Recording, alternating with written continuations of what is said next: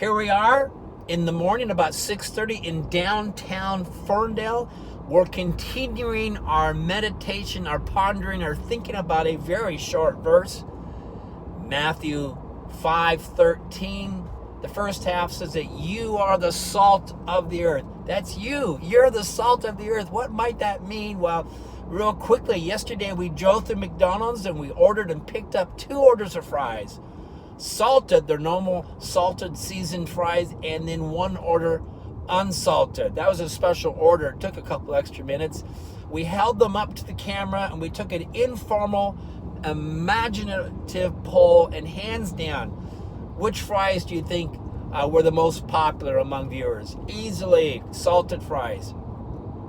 And we made the important point that salt takes good things and makes them even better. Salt takes things that we desire and like and find value in and just improves them by so much. So if we're the salt of the earth, we take our lives, we take our communities, this world that we've been given, and we make it better. Someone once says that God's gift to us are the lives that we have. Our gifts back to God is the world that we leave behind. So let's salt the earth. Are you worth your salt? You are the salt of the earth. And we're going to make a trip to the grocery stores, probably both of them. I like them both. The grocery outlet and Hagen's, they both fit a niche and a need for our family, as for many. We're going to look at things salty today, okay? Should be fun. Maybe not. Beautiful day in Ferndale. It's going to be gorgeous. The sun is poking its head. It's about 6:30 a.m. right now. I like to be up early, see what's going on. Not a lot with this pandemic. People are staying home, although I see a few more people out and about walking and jogging. Frankly, I've seen more walkers in our neighborhood than I have ever before. I think that's a good thing. I think that's healthy. I think it's interesting from an interpretation perspective or a hermeneutical perspective. That's the art of interpreting the scriptures.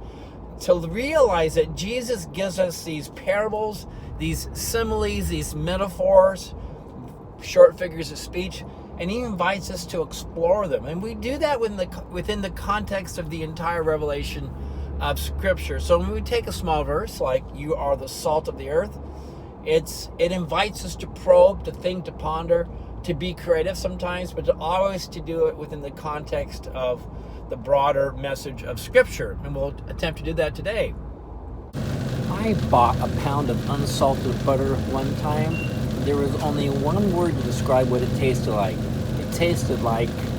So just how popular is salt? Well, here is the potato chip aisle here at the grocery store. I recall once upon a time, unsalted potato chips. I looked really hard, and this is all I found. Among all these bags of chips, here we go. Simply Tim's unsalted. That's it. That is the extent of it. One brand, one size, and looks like about a dozen bags here. So, once again, salt wins out.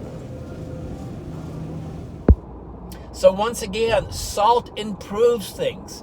Salt takes cool stuff, good stuff, tasty stuff, like French fries, like potatoes, makes them better.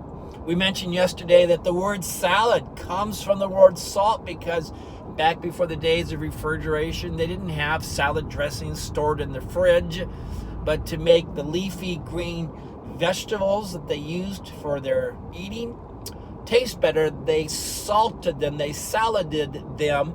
And so these plates of greens with that first seasoning, salt, were called salads. I guess you could say we are the salad of the earth. Did you know that in some cultures in the past, salt was called white gold? Salt was called white gold because it was very valuable, very rare, and very desirable until we figured out how to extract it from the ocean. Things are valuable based on their scarcity. Things are valuable based on their scarcity. So I think that has application for us today, that what we have as believers, the Spirit-filled life, the fruit of the Spirit, the characteristics of love and grace, that makes us rare and unique and desirable. I think in part that's how we are the salt of the earth. You are the salt of the earth.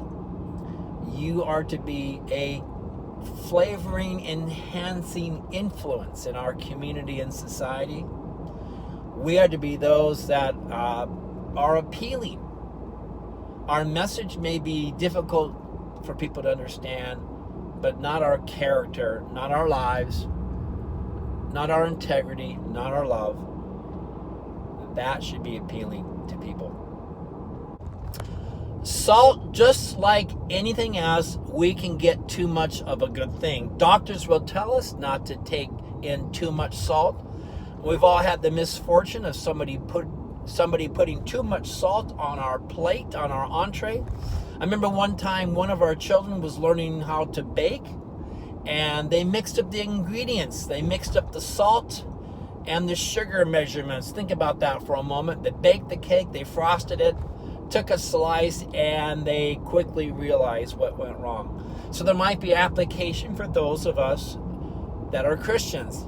Being the salt of the earth might suggest we could be out there too much. We can be too loud, too boisterous, too demanding, too holier than thou, too arrogant, too pushy.